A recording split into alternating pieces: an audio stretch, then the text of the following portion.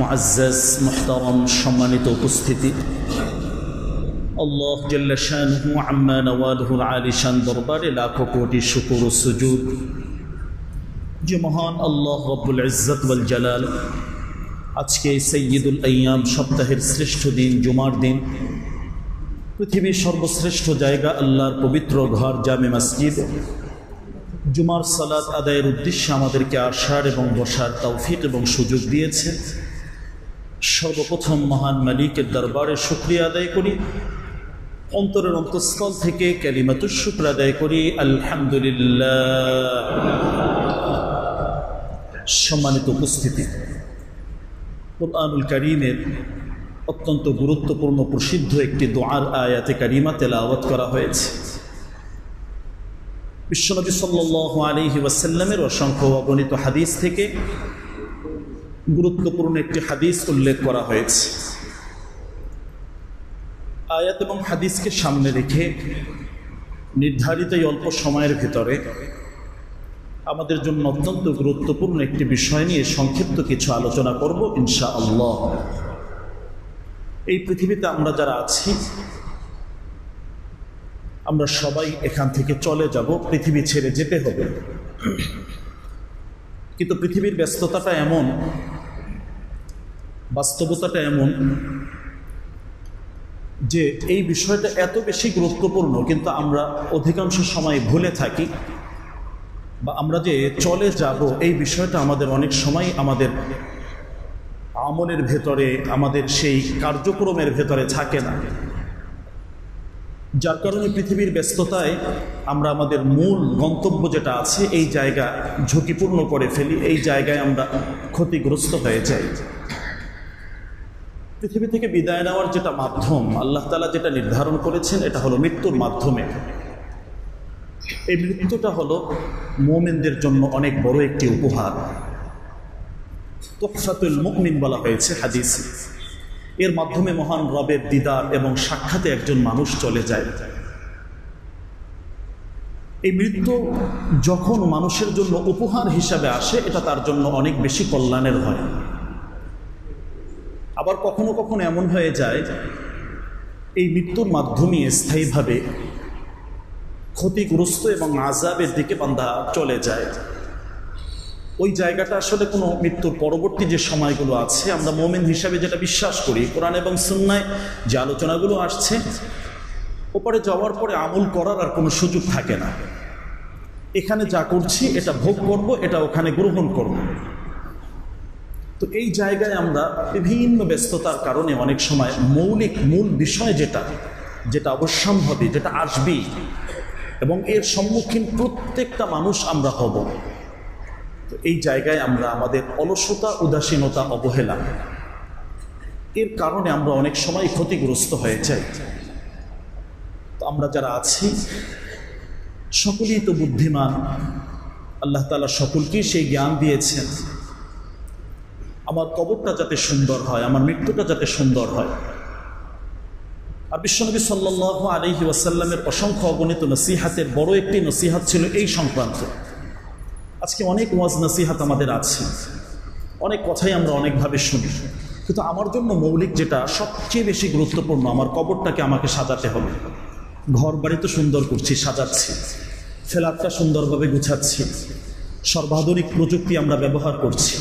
প্রিয় ভাই, খুব সংক্ষিপ্ত সময় এখানে আমরা থাকব। এই বিশ্বাসটা অন্তরের ভেতর থেকে আমাদেরকে লালন করতে হবে। শুধু মৌখিক স্বীকৃতি, মৌখিক কথার মাধ্যমে এটা যাতে সীমিত এবং সীমাবদ্ধ না থাকে। এর উপরে মেহনত করা যে আসলে আমার কবরটা কেমন হবে। আমি যে আমার ব্যস্ততা, আমার এত কিছু সব কিছু করছি, মৃত্যুর সময় আসলে যে সৌভাগ্যশীলদের যে মৃত্যুটা মুমিনের জন্য উপহার হিসেবে আল্লাহ তাআলা দিবেন, এমন একটি চূড়ান্ত বিদায় আমরা নিতে পারবো কিনা, নিষ্পাপ অবস্থায় আল্লাহ সুবহানাহু ওয়া তাআলার কাছে দাঁড়ানোর মতো সেই সৌভাগ্য এটা আমাদের হবে কিনা, এটার জন্য প্রিয় ভাই সবচেয়ে বেশি প্রস্তুতি গ্রহণ করা। আজকে আমরা যদি দেখি যারা একটু সিনিয়র বয়স্ক, তাদের আশপাশে ডান বামে অনেকেই তাদের বন্ধু বান্ধবের লেভেলে নেই, তারা চলে গিয়েছে। যুবকদের মৃত্যুর হারও একেবারে কম নয়, প্রতিদিন অসংখ্য অগণিত যুবক মারা যাচ্ছে।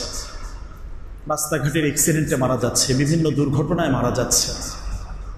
তো আমরা স্থায়ীভাবে থাকবো, অনেক প্ল্যান, অনেক প্রোগ্রাম, চলার জন্য যেটা দরকার সেটা তো করছি, কিন্তু আমার ওই আখেরাতের ঘর যেটা প্রথম ঘাঁটি, হাদিসে এভাবে আসছে, আল কবরু রাউদাতুম মির রিয়াদিল জান্নাহ আও হুফরাতুম মিন হুফারিন নার। এটা তোমার দুটো অবস্থা হতে পারে, হয় এটা কবরের যে অবস্থাটা হচ্ছে এটা জান্নাতের একটি বাগান হয়ে যাবে, এটা তোমার আমলের উপরে নির্ভর করবে। আর যদি আমলটা খারাপ হয়, এখানে যদি বিভিন্ন ধোকায় আমরা পড়ে যাই, তাহলে ওইটা হুফরাতুম মিন হুফারিন নার, জাহান্নামের একটি গর্ত হিসাবে আল্লাহ রসুল চিহ্নিত করেছেন, উল্লেখ করেছেন। এটা তো স্থায়ী কথা, এটা বাস্তব কথা, এটা সত্য কথা।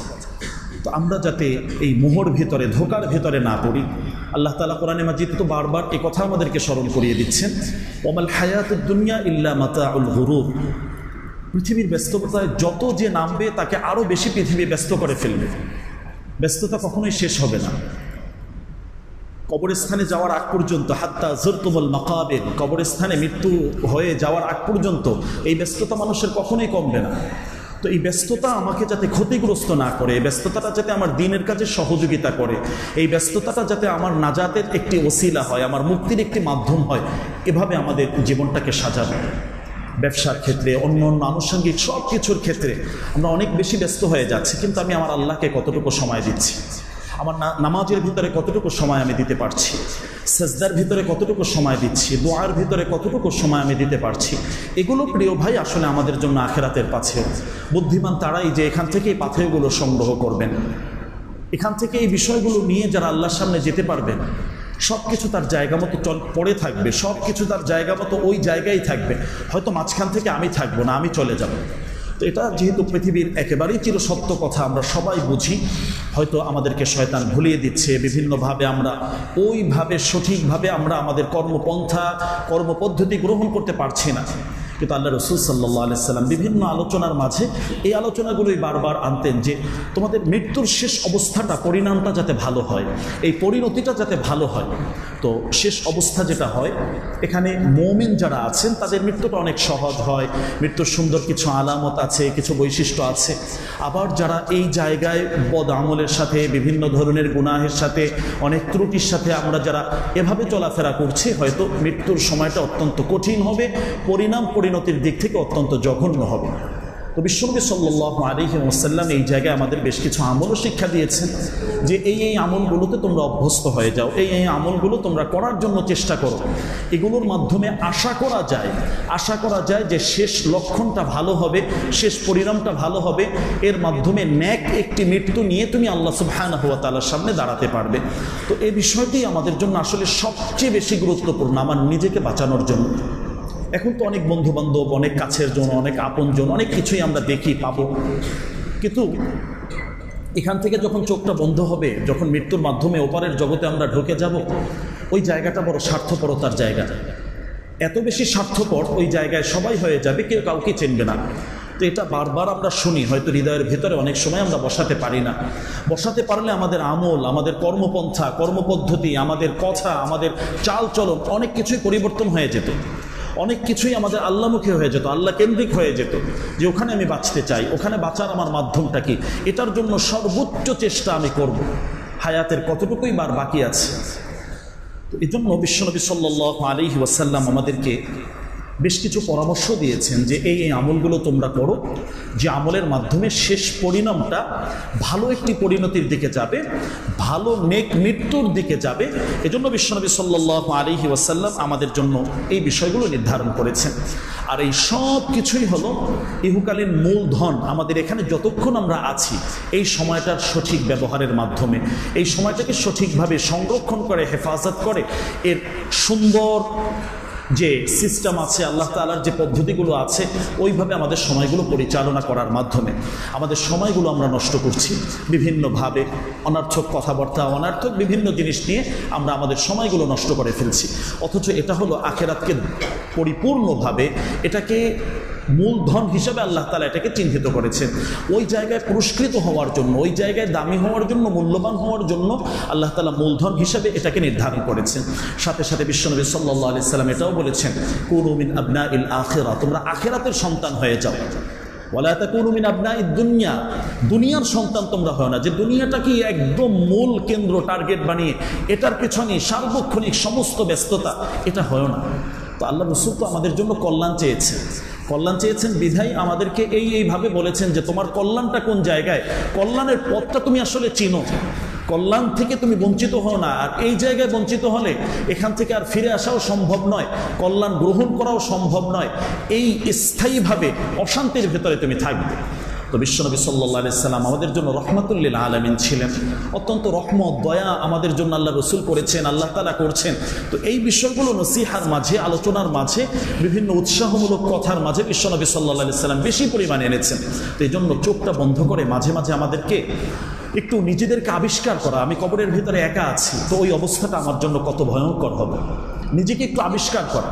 কারণ দুনিয়ার ব্যস্ততা আমাদেরকে এমনভাবে ভুলিয়ে দিয়েছে যে আমরা আসলে কবর নিয়ে কোনো চিন্তাই করতে পারি না, কবর নিয়ে আমরা কোনো চিন্তা করতে পারি না, মৃত্যু নিয়ে আমরা কোনো চিন্তা করতে পারি না। সারাটি দিন চলে যায়, 24টা ঘন্টা আমরা অতিবাহিত করি, কয়টা বার আমার মৃত্যুর কথা স্মরণ হয়েছে, কয়টাবার আমি আল্লাহর সামনে দাঁড়াবো, আমার কবরের যে কি ভয়ঙ্কর এক অবস্থা হবে।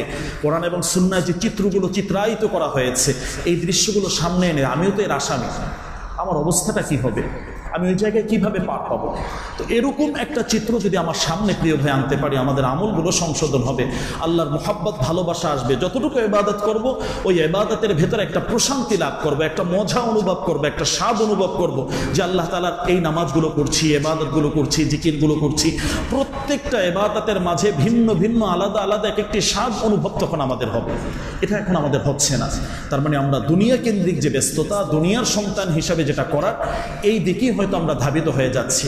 অথচ প্রত্যেকটা মৃত্যু আমাদেরকে এক একটা মেসেজ দিচ্ছে যে তুমি যে এইভাবে একদম ভোলা অবস্থায় আছো, যে পরিপূর্ণভাবে এই রাস্তা থেকে সরে আসছো, এটা তোমার জন্য ভুল হচ্ছে।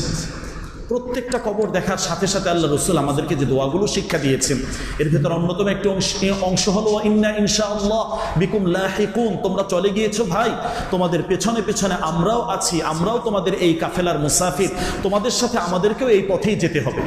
তো একজন মৃত্যু ব্যক্তি তিনি চলে গেছেন, একজন আখিরাতের মুসাফির তিনি তার সফর শুরু করেছেন।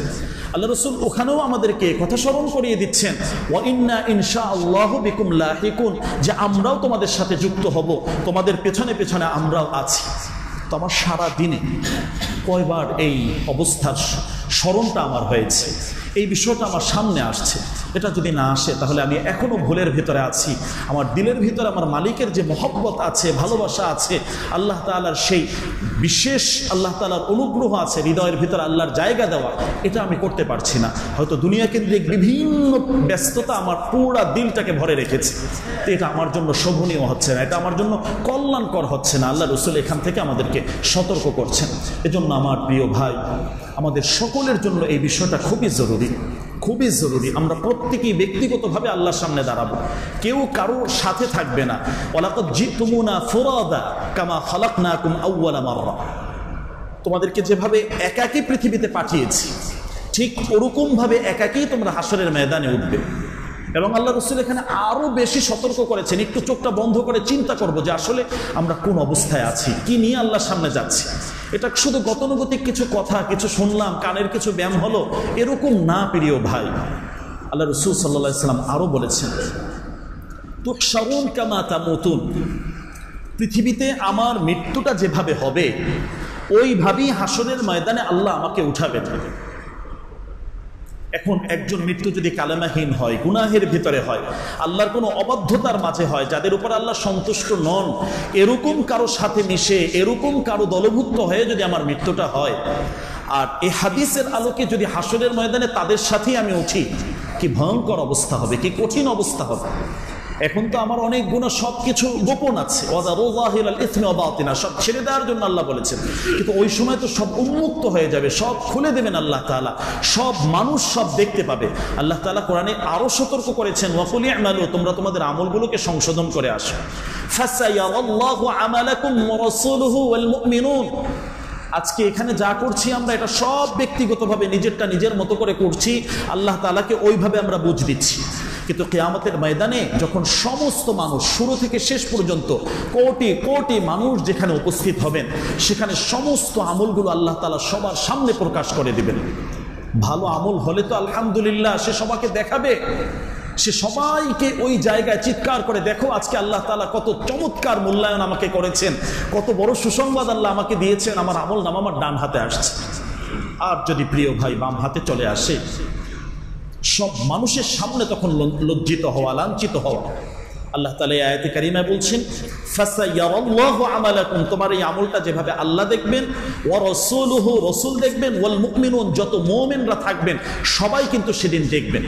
তো আজকে অনেক কাজ আমাদের গোপন আছে, অনেক অপরাধ আল্লাহ তাআলাই আমাদেরকে ওইভাবে গোপন করে মাফ করে দিচ্ছেন। তো ওই সময় তো সব আল্লাহ তাআলা খুলে দেবেন, প্রকাশ হয়ে যাবে।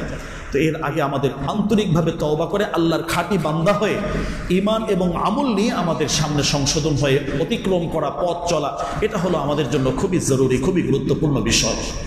তো এটা সাধারণ কোনো নসিহা নয়, সাধারণ কোনো বিষয় নয়, এটা অসাধারণ এটা অনন্য একটি বিষয়, যে আমার নিজেকে সংশোধন করার জন্য, আমার কবরটাকে সামনে রেখে ওই জায়গাটাকে প্রস্তুত করার জন্য, ওই জায়গাটাকে সুন্দরভাবে সাজানোর জন্য এই কাজগুলো আমার করা, যাতে যতটুকু সংক্ষিপ্ত সময় আমার আল্লাহ আমাকে দিয়েছেন, এই সময়টা যাতে আমি পূর্ণ হেফাজত করে, পূর্ণ এটাকে কাজে লাগিয়ে যাতে আমি আল্লাহর সামনে একজন আল্লাহর প্রিয় বান্দা হিসেবে উঠতে পারি, আল্লাহর সামনে ওভাবে যেতে পারি, এজন্য আমাদেরকে চেষ্টা করতে হবে। আল্লাহ তাআলা দোয়া শিক্ষা দিয়েছেন, যেহেতু আল্লাহ তাআলা আমাদেরকে দ্বীনের উপরে রেখেছেন, দ্বীনের কাজের সৌভাগ্য দিয়েছেন, ইসলাম আল্লাহ তাআলা আমাদের জন্য দিয়েছেন। আল্লাহর কাছে বেশি বেশি দোয়া করো, লা তুযিগ কুলুবানা বা'দা ইয হাদাইতানা। আল্লাহ যেহেতু আপনি হেদায়েত দিয়েছেন, এই হেদায়েতের পরে আপনি আমাদেরকে গোমরাহ করবেন না, দ্বীনের পথ থেকে সরিয়ে দিবেন না, দ্বীনের কাজ থেকে যাতে আমরা বঞ্চিত না হই, এজন্য আল্লাহর কাছে বারবার তোমরা দোয়া করো। এটা আল্লাহ তাআলা শিক্ষা দিয়েছেন, এত বড় নিয়ামত। বিশ্বনবী সাল্লাল্লাহু আলাইহি ওয়াসাল্লামের অনেক দোয়া ছিল, যে দোয়াগুলো খুব বেশি পরিমাণে আল্লাহ রাসূল করতেন। সেই প্রিয় দোয়াগুলোর মাঝে অন্যতম, যে আল্লাহ আমাকে দ্বীনের উপরে অটল রাখো, দ্বীনের উপরে অবিচল রাখো, হেদায়েত নিয়ে যাতে চলতে পারি, এজন্য আল্লাহর কাছে দোয়া করা। বর্তমানে বিভিন্ন ফিতনা আমাদের উপরে আসছে, আমাদের পরিবারের সন্তানদের উপরে আসছে, নাস্তিকতার ফিতনা, খ্রিস্টানদের বিভিন্ন চক্রান্ত, ঈমান হারা করার বিভিন্ন ধরনের চক্রান্ত চলছে, দিন থেকে দূরে সরে দেওয়ার জন্য অনেক ধরনের চক্রান্ত চলছে। এই অবস্থায় ফিতনার ভিতরে, পরীক্ষার ভিতরে না পড়ে সঠিকভাবে ঈমান আমলকে হেফাজত করে যদি যেতে পারি, এটাই আমাদের জন্য কল্যাণের পথ হবে। বিশ্বনবী সাল্লাল্লাহু আলাইহি সাল্লাম বারবার আল্লাহর কাছে দোয়া করতেন, ইয়া মুসাররিফাল কুলুব, হে অন্তর পরিবর্তনকারী সত্তা আল্লাহ, সাররিফ কুলুবানা আলা তাআতিক, যে আল্লাহ আপনার আনুগত্যতার উপরে আমাদের দিলগুলোকে আপনি স্থির করে দেন, আপনার আনুগত্যতার উপরে যাতে আপনার আনুগত্য করতে পারি। আর আমরা আনুগত্য ছাড়া, আল্লাহ তাআলার আনুগত্য ছাড়া কখনোই আমরা হেদায়েত লাভ করতে পারবো না।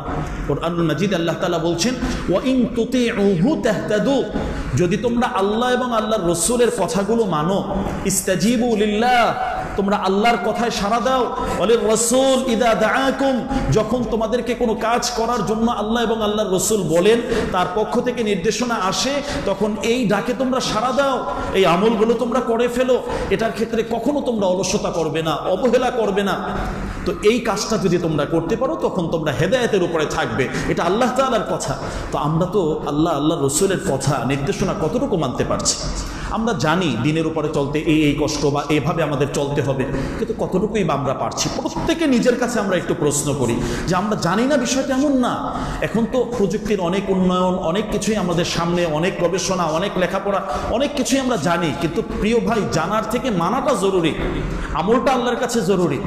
জানার ক্ষেত্রে তো ইবলিস অনেক বেশি জানতো, সবচেয়ে বেশি জানতো সে, কিন্তু আমলটা তো ছিল না, মানাটা তো তার ভিতরে ছিল না। তো এই জায়গায় আল্লাহ তাআলা বলছেন, তুতিউহু, আনুগত্যতার সাথে তুমি যদি আত্মসমর্পণ করো, তখনই তুমি হেদায়েতের দৌলত লাভ করবে, হেদায়েতের সেই মহামূল্যবান সম্পদ অর্জন করতে সক্ষম হবে। আল্লাহর কাছে তো প্রতি রাকাতে, প্রতি নামাজের প্রতি রাকাতে আল্লাহর কাছে দোয়া করছি, আল্লাহ আমাদেরকে হেদায়েতের উপরে রাখেন, দ্বীনের উপরে রাখেন, ইসলামের উপরে রাখেন, যাতে এর উপরে আমরা চলতে পারি। তো এটার জন্য আল্লাহর কাছে দোয়া করছি, কিন্তু এর জন্য আল্লাহ যে ব্যবস্থাপত্র দিয়েছেন, যে ওষুধগুলো দিয়েছেন, এগুলো তো আমরা অনেক সময় গ্রহণ করতে পারছি না। তাহলে আমার লাইফস্টাইল কেমন হবে, আমার চলার পথটা কেমন হবে, এটা আমরা জানি, কিন্তু যতটুকু ভালো লাগে ততটুকু করি, বাকিটুকু আমরা করি না। এটাই ছিল ওই সময় তৎকালীন যখন কোরআন নাজিল হয়, ওই সময়ের ইহুদিদের অভ্যাস, ওই সময়ের মুশরিকদের অভ্যাস। যতটুকু ভালো লাগতো, যতটুকু তাদের পছন্দ হতো, ততটুকুই তারা মানত। বাকিটুকু তারা ছেড়ে দিত। তাহলে প্রিয় ভাই, এই কথাগুলো প্রত্যেকটা কথা হৃদয়ের ভেতরে লাগানো, দিলের ভেতরে রাখা দরকার যে আমার আসলে কি হবে, আমার কি হবে। আমি তো অন্যের চিন্তা নিয়ে অনেক ব্যস্ত, অমুকে এটা করলো কেন, অমুকের এটা হলো কেন, অন্যকে নিয়ে গবেষণা করতে করতে পিএইচডি করে ফেলেছি, অমুকের এটা হয়েছে, অমুকের সমস্যা। আরে ভাই, আমার কি সমস্যা? আমার নিজেরটা আমি নিজে দেখার চেষ্টা করি, আমার চোখ দিয়ে আমার সমস্যাটা দেখার চেষ্টা করি। আল্লাহর সামনে আমাকে দাঁড়াতে হবে, আমার কবরে আমাকেই থাকতে হবে, আমার কবরে আমার এই আমলগুলোই সাথী এবং বাতি হিসাবে থাকবে, অন্য কিছু আসবে না। সব স্বার্থপর, আমার স্ত্রী তিনিও স্বার্থপর হবেন, আমার সন্তান তারাও স্বার্থপর হবে, কেউ কাউকে চিনবে না। এখন সন্তানের জন্য যা করছি, হালাল হারাম না দেখে ইচ্ছা মতো কামাই করে সন্তানকে দিচ্ছি, প্রিয় ভাই স্পষ্টভাবে শুনে রাখুন, এই সন্তান কিয়ামতের ময়দানে সামান্য পরিমাণও আমার কাছে আসবে না। যখন দেখবে সে বিপদে পড়ে গেছে, ইয়াউমা লা ইয়ানফাউ মালু ওয়ালা বানুন, আল্লাহ তাআলার স্পষ্ট বক্তব্য। তোমার এই সম্পদও তোমার কোনো কাজে আসবে না, তোমার এই সন্তানাদি তারাও কোনো কাজে আসবে না, তোমার নিজেরটা নিজের গঠন করে যেতে হবে। তাহলে এখন হালাল হারাম যাচবাছাই না করে আমরা ইচ্ছা মতো উপার্জন করবো, যে আমাকে লাগবে, এটা করতেই হবে, এটা আমার প্রতিযোগিতা। তো এই যে কাজগুলো করছি, যদি হালাল পন্থায় হয়, ভালোভাবে হয়, আলহামদুলিল্লাহ অনেক বেশি প্রশংসিত। কিন্তু যদি অন্যায় পথে হয়, কার জন্য কি রেখে যাচ্ছে? আমার কবরের হিসাব তো আমাকে দিতে হবে। তাহলে পৃথিবীটাও যেমন স্বার্থপর, পৃথিবী থেকে বিদায় নেওয়ার পরের অবস্থাটা আরো বেশি স্বার্থপর। পৃথিবী কাউকে থাকতে দেয়নি স্থায়ীভাবে, এই পৃথিবীতে কাউকে পৃথিবী থাকতে দেয়নি। ওমা জাআলনা লিবাশারিন মিন ক্বাবলিকাল খুলদ আফা ইন মিত্তা ফাহুমুল খালিদুন। আল্লাহ তাআলা বিশ্বনবীকে বলছেন, আপনার পূর্বে এই পৃথিবীতে স্থায়ীভাবে কেউ থাকে না, তো আপনি মরে যাবেন আর তারা স্থায়ীভাবে থাকবে, বিষয়টি কেমন? কখনোই নয়। এরপর আল্লাহ বলছেন, কুল্লু নাফসিন যায়িকাতুল মাউত, কুল্লু নাফসিন যায়িকাতুল মাউত। বারবার তো শুনলাম, এর ধাক্কাটা হৃদয়ের ভিতরে লাগানোর চেষ্টা করি, চোখটা বন্ধ করে চিন্তা করি যে আমার চতুর্দিকে মাটি, উপরে মাটি চাপা দেওয়া হয়েছে, এর পরের সেই ভয়ঙ্কর অবস্থায় আমার মান রব্বুকা ওয়া মা দীনুকা ওয়া মান হাদার রাজুলুল্লাযী বুইসা ফীকুম, এই প্রশ্নের উত্তর আমি কিভাবে দিব? এর সঠিক উত্তরটা নিয়ে প্রিয় ভাই আমাকে যেতে হবে। অনেক সম্পদ করছি, কার জন্য কি করছি? এরপরে দেখা যায় এগুলো নিয়ে আরো বেশি পেরেশানি, এগুলো নিয়ে বিভিন্ন ধরনের পেরেশানি একটার পর একটা আসে। আর মানুষের স্বভাব এটাও আল্লাহ রাসূল সাল্লাল্লাহু আলাইহি সাল্লাম বলেছেন, এদেরকে যত দেওয়া হবে তারপরে সে বলবে আরো চাই, আরো চাই, আরো লাগবে, আরো লাগবে আমার। এটাই হয় না। এক উপত্যকা ভরা স্বর্ণ যদি তাকে দাও, লাউ কানা ওয়াদিয়াম মিন যাহাব লা আহাব্বা আন ইয়াকুনা লাহু সানিয়ান, সে তখন চিন্তা করবে আমার এরকম আরো একটা স্বর্ণের পাহাড় দরকার, এটা হবে না আমার। বিশ্বনবীর কথা প্রিয় ভাই, ওয়ালাইয়ামলা আফাহু ইল্লা তুরাব, যতক্ষণ পর্যন্ত কবরের মাটি তার মুখে না পড়বে, শুয়ে দেওয়া হবে উপর থেকে, মাটিটা তার মুখে না পড়বে, ততক্ষণ পর্যন্ত তার এই আশা, দীর্ঘ আশা, তুলুল আমাল, এটা কখনোই শেষ হবে না। তো বিশ্বনবী সাল্লাল্লাহু আলাইহি সাল্লাম যে নসিহাতগুলো করেছেন, বারবার বলেছেন, হৃদয়ের ভেতরে ঢোকানোর জন্য আল্লাহ রাসূল এগুলো বলেছেন যে আসলে চোখটা বন্ধ করে একটু মাঝে মাঝে ভাবা দরকার, মাঝে মাঝে কবরস্থানের ভেতরে যে বিভিন্ন ধরনের কবরকে সামনে রেখে একটু চিন্তা করা দরকার যে আমার অবস্থানটা আসলে কোথায়, আমি কি করছি, আমি কতটুকুই বা থাকতে পারবো। তো এই জায়গায় ধোকার ভিতরে পড়ে আল্লাহ তাআলা বলছেন, দুনিয়ার যা কিছু তুমি দেখো, এই চাকচিক্য জাকজমক যা দেখো, ওমাল হায়াতুদ দুনিয়া ইল্লা মাতাউল গুরুর, এই সব কিছু হলো তোমার জন্য একটা ধোকার বস্তু। এর মাঝে ধোকায় পড়ে যায়, বিভিন্নভাবে আমরা সেই ধোকার ভিতরে পড়ে যাচ্ছি। আল্লাহ তাআলা যেহেতু বলেছেন, প্রিয় ভাই, এখান থেকে আমাদেরকে বের হয়ে আসার জন্য সর্বোত্তম সর্বোন্নত যে চেষ্টা আছে, চোখটা বন্ধ করে নিজের সিদ্ধান্ত নিজেই নিয়ে নেই যে আসলে আমার হায়াতের মাঝে কিভাবে আমরা আল্লাহর কাছে দামি হতে পারি, কিভাবে ওই জায়গায় পুরস্কৃত হতে পারি, কিভাবে ওই জায়গায় নেক মানুষদের সাথে থাকতে পারি, কিভাবে আল্লাহ রসুলের সাথে থাকতে পারি। এই চেষ্টাটা এখান থেকেই আমাকে করতে হবে। একদিক থেকে আমল করলাম, অন্যদিক থেকে এই আমলগুলো যাতে বঞ্চিত না হয়ে যায়, আমলগুলো যাতে বরবাদ না হয়ে যায়। আমাদের গীবত শিকায়েতের কারণে, আমাদের বিভিন্নভাবে অনেক কারণ আছে এরকম, যে কারণগুলোতে একদিক থেকে আমরা নামাজ পড়ছি, অনেক কিছু করছি, কিন্তু আমলগুলো সব কাটা হচ্ছে, এই আমলগুলো অন্য মানুষ সব নিয়ে যাচ্ছে। কত বড় দুর্ভাগ্য! এত কষ্ট করে আমল করলাম, এত পরিশ্রম করে আমল করলাম, যে আমলগুলো সব অন্য মানুষকে দিয়ে দিতে হবে, আমি রিক্ত হস্ত, খালি হস্তে কিয়ামতের ময়দানে উঠব।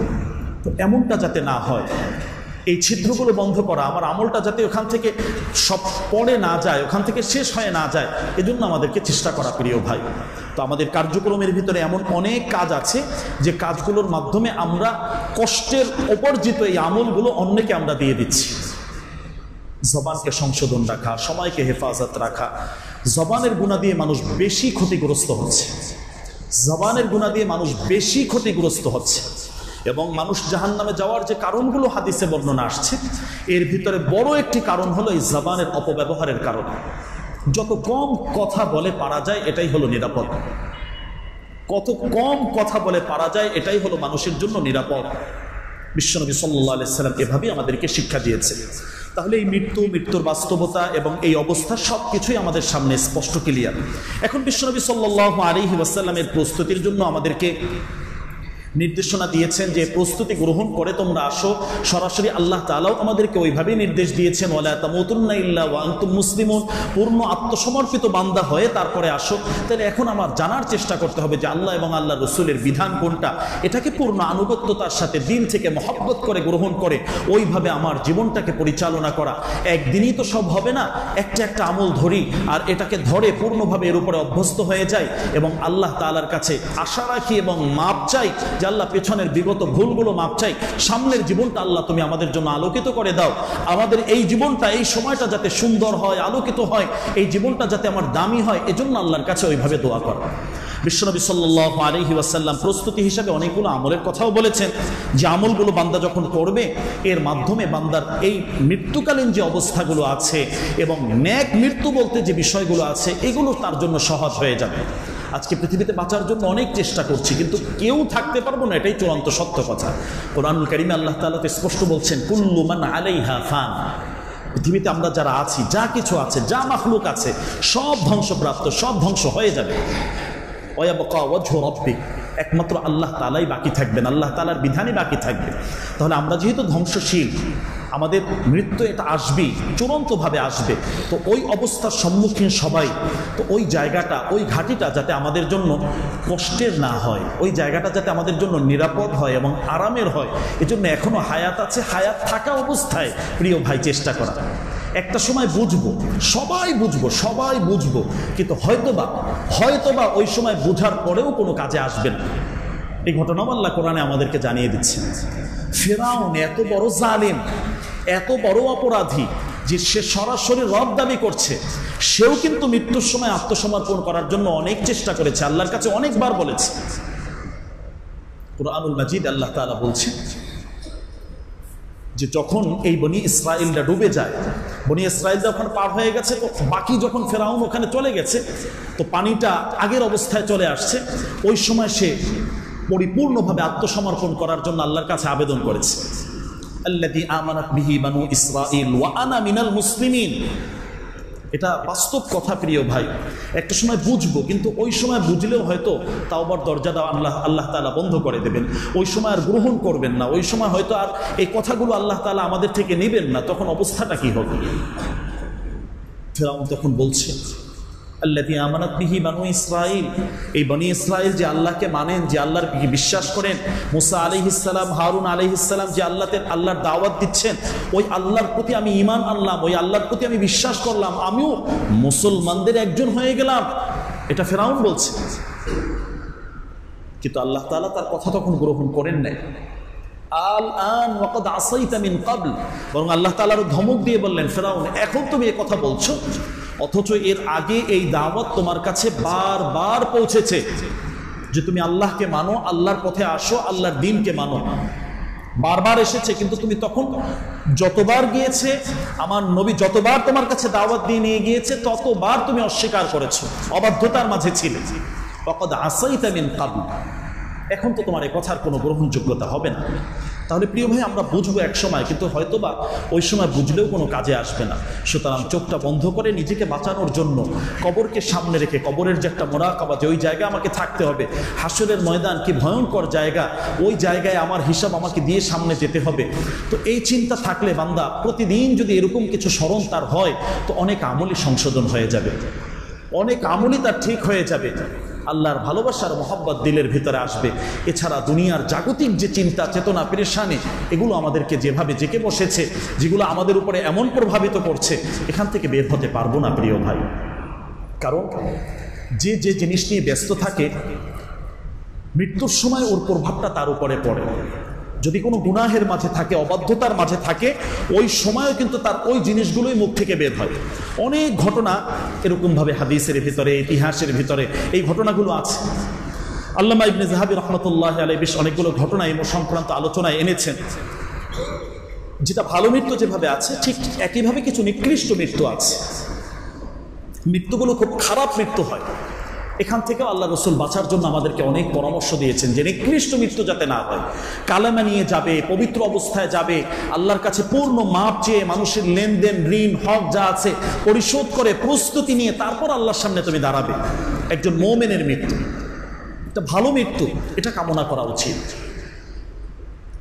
তো যখন কালেমার তালকিন দেওয়া হয়, এরকম কয়েকজনের ঘটনাই সেখানে আনা হয়েছে। এক ব্যক্তিকে কালেমার তালকিন মৃত্যুর আগ মুহূর্তে দেওয়া হচ্ছে, সে বলছে শাহাদ। তার দাবা খেলার অভ্যাস ছিল যে আমার দাবার গুটিগুলো দাও, এগুলো চালো, এগুলো চালো। এইভাবে তার ওই চিন্তা চেতনা এমন প্রভাবিত ছিল যে ওই কথাগুলোই তার ওই সময় তার জবান থেকে আসা শুরু হয়েছে। তো আমরা কে কোন আমলে আছি, কে কোন বদ আমলে আছে, আমরা নিজেরাই তো ভালো জানি। এখান থেকে তাওবা করে ফিরে আসে। আরো একজনের এরকম তালকিনের কথা, মৃত্যুর সময় তাকে কালেমার কথা বলা হচ্ছে, তার পাশে কালেমা পড়া হচ্ছে, কিন্তু জবান থেকে তো কালেমা আসছে না। নিকৃষ্ট মৃত্যু, এটা অত্যন্ত খারাপ একটি বিষয়। ওই ব্যক্তিকে যখন বলা হচ্ছে, সে তখন মদ্যপ ছিল, মদ পানে অভ্যস্ত ছিল, ঠিক ওই কথাগুলোই তার জবান থেকে তখন বের হচ্ছে। তো চরিত্র যেভাবে গঠন করে, ওই চরিত্রের ওই অংশগুলো কিন্তু মৃত্যুর সময় ফুটে ওঠে। এই অবস্থা থেকে আমাদেরকে বাঁচতে হবে প্রিয় ভাই। বিশ্বনবী সাল্লাল্লাহু আলাইহি ওয়াসাল্লাম বলেন, তোমরা আল্লাহর রাস্তায় বেশি বেশি সাদাকা করো, দান করো। আল্লাহর জন্য যখন তুমি সাদাকা করবে, দান করবে, এর যে উপকারিতাগুলো আছে, এর মাঝে অন্যতম একটি বড় ধরনের উপকারিতা হলো তাদফাউ মিতাতাস সু। অপমৃত্যু বলতে যে বিষয়গুলো আছে, অপ্রস্তুত অবস্থায় যে বিষয়গুলো আছে, খারাপ মৃত্যু, গান শুনতে শুনতে মৃত্যু হচ্ছে, মদ খেতে খেতে মৃত্যু হচ্ছে, আল্লাহর অবাধ্যতার মাঝে থাকতে থাকতে তার মৃত্যু হচ্ছে, এই জাতীয় যে খারাপ বিষয়গুলো আছে, এখান থেকে বাঁচতে চাইলে যে আমলগুলো আছে, এর মাঝে অন্যতম একটি হলো যে আল্লাহর রাস্তায় দান সাদাকা বাড়িয়ে দাও। এর মাধ্যমে আল্লাহ তাআলা তোমার এই অপমৃত্যু থেকে হেফাজত করবেন। এই জাতীয় যে একটা অবস্থার সম্মুখীন বান্দা হবে, এখান থেকে আল্লাহ তাআলা তাদেরকে হেফাজত করবে। এজন্য প্রতিদিনই আমাদের প্রত্যেকেরই উচিত হলো কিছু কিছু, যার যার সামর্থ্য অনুযায়ী, 1 টাকা হোক, 5 টাকা হোক, যার যার সামর্থ্য অনুযায়ী কিছু দান সাদাকার আমলটাকে জারি রাখা। এটার মাধ্যমে যেভাবে বিপদ আপদগুলো কাটে, ঠিক মৃত্যুর সময়ের যে কঠিন বিপদ, এই বিপদ থেকেও আল্লাহ তাআলা তাকে হেফাজত করে। এছাড়াও আমরা যে কাজগুলো করতে পারি, বিশ্বনবী সাল্লাল্লাহু আলাইহি ওয়াসাল্লাম আমাদেরকে যে পরামর্শগুলো দিচ্ছেন, এর ভিতরে আল্লাহ তাআলা আমাদেরকে যে ঈমানের দৌলত দিয়েছেন, এটা এত বড় নিয়ামত। এই নিয়ামতের শুকরিয়া সবসময় আদায় করা। আমরা তো কষ্ট ছাড়াই ঈমান পেয়ে গেছি, জন্মসূত্রেই মুসলমান হয়েছি, পারিবারিকভাবেই মুসলিম বা ওভাবে এসেছি। এজন্য অনেক সময় এর মূল্যায়ন আমাদের কাছে থাকে না। আল্লাহর কাছে সবচেয়ে বেশি মূল্যায়ন হলো ঈমানের। এজন্য এই ঈমানের দৌলত যে আল্লাহ দিয়েছেন, এটা নিয়ামতের শুকরিয়া সবসময় আদায় করা এবং ঈমানের উপরে অবিচল থাকার জন্য সর্বাবস্থায় চেষ্টা করা। বিশ্বনবী সাল্লাল্লাহু আলাইহি সাল্লামের কাছে সাহাবায়ে কেরাম পরামর্শ চাচ্ছেন যে আল্লাহ রাসূল, আপনার পরে আমরা কিভাবে চলব, কিভাবে আমরা দ্বীনের উপরে থাকতে পারব। বিশ্বনবী সাল্লাল্লাহু আলাইহি সাল্লামের পরামর্শ হলো এটাই যে কুল আমানতু বিল্লাহ ওয়াস্তাকিম।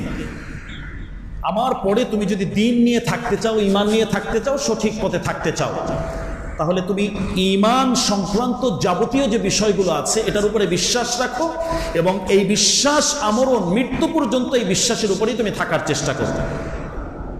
ঈমানের আনুষঙ্গিক যে বিষয়গুলো আছে এগুলো নিয়ে যখন আমরা থাকব, এখান থেকে দূরে সরে যাব না, তো এর মাধ্যমে আমাদের নেক মৃত্যু, ভালো মৃত্যুর একটা সমূহ সম্ভাবনা আছে, আশা করা যায়।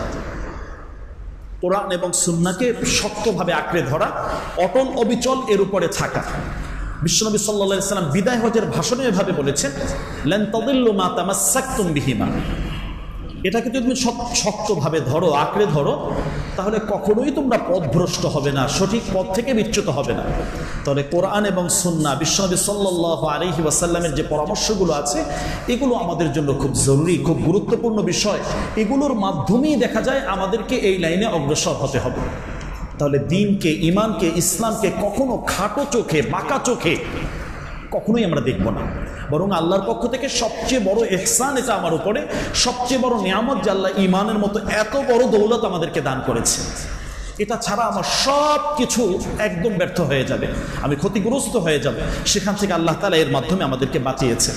এছাড়াও আনুষঙ্গিক অনেকগুলো আমল আছে যে আমলগুলো করলে আশা করা যায় এর মাধ্যমে আল্লাহ তাআলা এই দৌলত, শেষ অবস্থাটা ভালো অবস্থার দিকে নেবেন।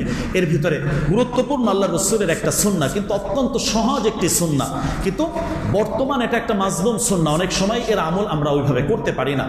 বিশ্বনবী সাল্লাল্লাহু আলাইহি সাল্লাম বলেন, আসওয়াক মাতহারাতুন লিল ফাম ওয়া মারদাতুন লির-রাব। মেসওয়াকের আমল করা।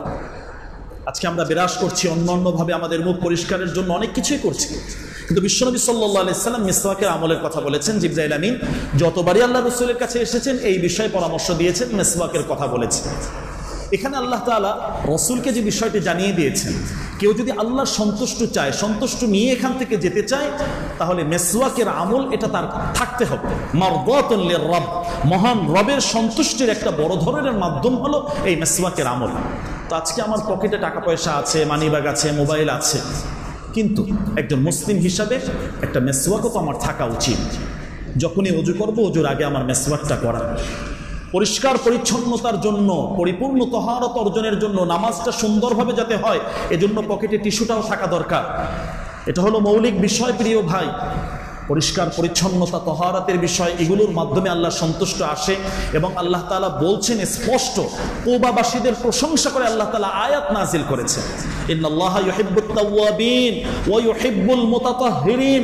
তারা ঢিলাকুলুপ খরচ করতেন, টিস্যু ব্যবহার ওই সময় ঢিলাকুলুপের যে পদ্ধতি ছিল এটা করতেন, এরপরে পানি খরচ করতেন। তাদের প্রশংসায় আল্লাহ তাআলা বলছেন, ইন্নাল্লাহা ইউহিব্বুত তাওয়াবিন, আল্লাহ তাওবাকারীদেরকে কবুল করেন। এবং যারা এভাবে পরিষ্কার পরিচ্ছন্নতা অর্জন করে, ইবাদতের ক্ষেত্রে এই পরিচ্ছন্নতা লক্ষ্য করে, তাদেরকেও আল্লাহ তাআলা ভালোবাসেন। সুবহানাল্লাহ। তাহলে আল্লাহর ভালোবাসার জন্য আমাদের এই তাহারাতের বিষয়টা, পরিষ্কার পরিচ্ছন্নতার বিষয়টা অবশ্যই আমাকে লাগবে। আমার ওযু, গোসল সহ তায়াম্মুম, তাহারাতের যে অধ্যায়টা আছে, নামাজ সংশোধনের জন্য, নামাজ ঠিক হওয়ার জন্য এই তাহারাতের এই বিষয়টাকে আমাকে সামনে রাখতে হবে। সেক্ষেত্রে আল্লাহ তাআলা এভাবে আমাদেরকে যেটা বলেছেন রাসূলের মাধ্যমে, মারদাতুন লির-রাব, এর মাধ্যমে মহান রবের সন্তুষ্ট অর্জন করা, এটা আমাদের জন্য সহজ হয়। তো আমাদের চেষ্টা করা এই মিসওয়াকের প্রতি আমল করা এবং আল্লাহর উপরে আমাদের সুধারণা রাখা, আল্লাহ তাআলার সাথে ওইভাবেই ধারণা রাখা যে আল্লাহ আমার ভুল ভ্রান্তি হয়েছে, আপনার কাছে আমি ক্ষমা চাই, আপনার কাছে আমি মাপ চাই। ওইভাবে আল্লাহর কাছে নিজেকে ছোট মনে করে বিনয়ের সাথে আল্লাহর সামনে উপস্থাপন করা, এটাও বড় ধরনের এক সৌভাগ্যের মাধ্যম, যে এর মাধ্যমে বান্দার শেষ অবস্থাটা ভালোর দিকে যায়। আমরা যে গুনাহগুলো করি, গুনার যত রাস্তা আছে, রাস্তাগুলোকে বন্ধ রাখা। গুনাহটা হলো মানুষের জীবনের সবচেয়ে বড় ক্যান্সার, এটার কোনো অ্যান্সার নেই, এটার মাধ্যমে বান্দা ধ্বংসের দিকে যায়। তো গুনাহগুলো আমাদের দেহের ভিতরে যে ঢুকে, এর প্রধান মাধ্যম হলো আমাদের চোখ। চোখের হেফাজত করা, দৃষ্টির হেফাজত করা। যাদেরকে আল্লাহ তাআলা দেখতে নিষেধ করেছেন, কুল্লিল মুমিনিনা ইয়াগুদ্দু মিন আবসারিহিম, সরাসরি আল্লাহ তাআলার নির্দেশ। সূরা নূরের ভিতরে আল্লাহ তাআলা এই বিষয়ে দীর্ঘ আলোচনা এনেছেন। তো যাদেরকে সরাসরি দেখা নিষেধ, তাদের ছবি দেখাও নিষেধ। তো আমাদের মোবাইলগুলোতে আজকে বিভিন্ন ধরনের ছবি, বিভিন্ন ধরনের দৃশ্য অনেক সময় অনেকের মোবাইলে চলে আসে। প্রিয় ভাই, এগুলো আমাদের গুনার ভেতরে, আমাদের ভেতরে ঢুকাচ্ছে। চোখ থেকে ঢুকে ব্রেনে কল্পনা করে, এরপর হাত দ্বারা, পা দ্বারা, এগুলো দ্বারা মানুষ বাস্তবায়ন করার চেষ্টা করে। তো সব কিছুর মাধ্যম হলো এই চোখ। বিশ্বনবী সাল্লাল্লাহু আলাইহি সাল্লাম বড় সতর্ক করেছেন যে সাহমুম মাসমুমুন বলা হয়েছে, যে ইবলিসের বিষাক্ত একটি তীর হলো এই চোখ। এর মাধ্যমে অনেক গুনাহের দিকে বান্দাকে নিয়ে যায়। তাহলে দৃষ্টির হেফাজত করা ঈমান নিয়ে যাওয়ার জন্য বড় ধরনের গুরুত্বপূর্ণ একটি আমল। এর মাধ্যমে ইবাদতের একটা স্বাদ বান্দা অনুভব করে, ইবাদতের পরিপূর্ণতা বান্দার ভিতরে আসে। তো আজকে এই গুনায় আমরা অনেকেই হয়তো ধ্বংস হয়ে যাচ্ছি, চোখের হেফাজত হচ্ছে না, চোখের গুনার মাঝে আমরা জড়িয়ে যাচ্ছি। তো এখান থেকে বিশ্বনবী সাল্লাল্লাহু আলাইহি ওয়াসাল্লাম আমাদেরকে অনেক বেশি সতর্ক করেছেন। এই কুদৃষ্টি এটা বড় ধরনের আযাবের কারণ। এছাড়াও আমাদেরকে বেশি বেশি ভালো ভালো মজলিস, ভালো ভালো মানুষদের সংস্পর্শে আসা, এটা আল্লাহ তাআলা এবং আল্লাহ রাসূলের পক্ষ থেকে আমাদের নির্দেশ। বিশ্বনবী সাল্লাল্লাহু আলাইহি ওয়াসাল্লাম বলেন, নেক মানুষ যারা আছে তাদের সোহবতে আসা, তাদের সংস্পর্শে আসা, যদি বান্দা আসে এর মাধ্যমে তার দিলের ভিতরে ওই দিনের কথা আসে, আমলের কথা আসে, তার নিজেকে পরিবর্তন করে একটু সাজানোর চিন্তা তার ভেতরে আসে। দুনিয়া কেন্দ্রিক ব্যস্ততায় দুনিয়াবী মানুষের সাথে চললে এই কথাগুলোই তাদের ভিতরে আসে। তো আল্লাহ রাসূল সাল্লাল্লাহু আলাইহি ওয়াসাল্লাম বলছেন, এই সমস্ত মাজলিসগুলোতে যারা বসে, লা ইয়াশকা জালিসুহুম, এখানে যারা বসে তাদেরকে আল্লাহ বঞ্চিত করেন না, তাদেরকে ঈমানের দৌলত, হেদায়েতের দৌলত আল্লাহ তাআলা দান করেন। তো এটা বড় ধরনের একটি মাধ্যম যে আমরা ভালো পরিবেশে, ভালো মানুষের সাথে, নেক মানুষের সাথে আমাদের ওঠা বসা করা। আমি তারই সঙ্গী হব, কিয়ামতের ময়দানে আমি ওই ব্যক্তিরই সঙ্গী হব যাকে আমি ভালোবাসি, যার সাথে আমার ওঠা বসা চলা বলা আছে। তাহলে এখন আমার ওঠা বসা কার সাথে, আমার বন্ধুত্বটা কোন লেভেলে, কাকে আমি সারাদিন সময় দিচ্ছি, কার সাথে আড্ডা দিচ্ছি, কার সাথে গল্প করছি, নিজের হিসাব নিজেই একটু বের করার চেষ্টা করি। একজন দিনদার, একজন নামাজি ব্যক্তি, একজন আমলি ব্যক্তি, এদের মাধ্যমে হয়তো দিনের কিছু কথা শুনবো, ভালো কিছু জিনিস জানবো। এরকম একটা পরিবেশ যদি আমরা নির্বাচন করতে পারি, নির্ধারণ করতে পারি, এর মাধ্যমে হয়তো দেখা যায় আমাদের এই জিনিসগুলো আরো সুন্দর হবে, আরো সহজ হবে। সর্বাবস্থায় মৃত্যুর স্মরণ রাখা এটা আমাদের জন্য খুব বেশি জরুরি। আকসিরু যিকরা হাদিমিল লাজ্জাত, পৃথিবীতে যত ধরনের স্বাদ আছে, এই স্বাদ বিনষ্টকারী একটি বস্তুই আছে, সেটা হলো আল মাউত। মৃত্যুর স্মরণের মাধ্যমে এই স্বাদগুলো বিনষ্ট হয়ে যায়, আল্লাহর ভয় তার ভিতরে চলে আসে। যত ওয়াজ নসিহতে হোক, ঘন্টার পর ঘন্টা আলোচনা হোক, সবচেয়ে শ্রেষ্ঠ ওয়াজ হলো বিশ্বনবী সাল্লাল্লাহু আলাইহি ওয়াসাল্লাম বলছেন, কাফা বিল মাউতি ওয়াইজা, শুধু মৃত্যুর কথাটা নিজের অন্তরের ভিতরে বসিয়ে নাও, এর থেকে শ্রেষ্ঠ ওয়াজ আর হতে পারে না। যে আমাকে মরতে হবে, আল্লাহর সামনে দাঁড়াতে হবে, তো আমার সামগ্রিক কার্যক্রমগুলো সব আমাকে ভালো করতে হবে, ভালো পথে আমাকে নিয়ে আসতে হবে। সুতরাং প্রিয় ভাই, আল্লাহর কাছে এই আমলগুলো তো আমরা করব, সাথে সাথে আল্লাহর কাছে খুব বেশি পরিমাণে দোয়া করা, যাতে আমাদের শেষ অবস্থাটা ভালো অবস্থা হয়। বিশ্বনবী সাল্লাল্লাহু আলাইহি ওয়াসাল্লাম সবসময় যে দোয়াগুলো করতেন, এই দোয়াগুলোর ভিতরে আগে যেমন বললাম, আমাদের দিলগুলো তো আল্লাহর হাতে, যে আল্লাহ আমাদের দিলগুলো পরিবর্তন করে ঈমানের উপরে রাখো, হিদায়াতের উপরে রাখো। এছাড়াও বিশ্বনবী সাল্লাল্লাহু আলাইহি ওয়াসাল্লাম আল্লাহর কাছে দোয়া করতেন, আল্লাহুম্মা ইন্নী আসআলুকা হুসনাল খাতিমা, যে আল্লাহ শেষ পরিণামটা যাতে ভালো হয়, এই শেষ ভালো পরিণাম আপনার কাছে আমরা চাচ্ছি, ওই পরিণামটা পুরস্কার যেটা পাওয়া যাবে এরকম একটি পরিণাম আপনার কাছে চাচ্ছি। তো এভাবে আমরা যদি দোয়ার আমলের ভিতরে থাকি, বাহ্যিকভাবে যে বিষয়গুলো আছে, যে গুনাহগুলো আছে, এগুলো যদি ছাড়তে পারি, তাহলে ইনশাআল্লাহ যতটুকু সময় আল্লাহ তাআলা আমাদের জন্য বরাদ্দে রেখেছেন, এই সময়টুকু সুন্দরভাবে আমরা কাজে লাগিয়ে আল্লাহর সামনে একজন প্রিয় বান্দা হিসাবে যদি উঠতে পারি, তো ওই জায়গায় আর কোনো পেরেশানি থাকবে না, কোনো সংকট থাকবে না, কোনো ভয় থাকবে না, কোনো ভীতি থাকবে না। আল্লাহ তাআলা এটাই বলেছেন, লা খাউফুন আলাইহিম ওয়া লা হুম ইয়াহজানুন। সুতরাং এই দ্বীনের উপরে থাকা, গুনাহগুলো ছেড়ে দেওয়া এবং মৃত্যুর স্মরণ করা, মৃত্যুর প্রস্তুতির সামনে রেখে আমাদের পথ চলার জন্য আমরা চেষ্টা করি। আল্লাহ তাআলা তৌফিক দান করুন। আজকের মতো এখানেই শেষ করছি। ওয়া আখিরু দাওয়ানা আলহামদুলিল্লাহি রাব্বিল আলামিন।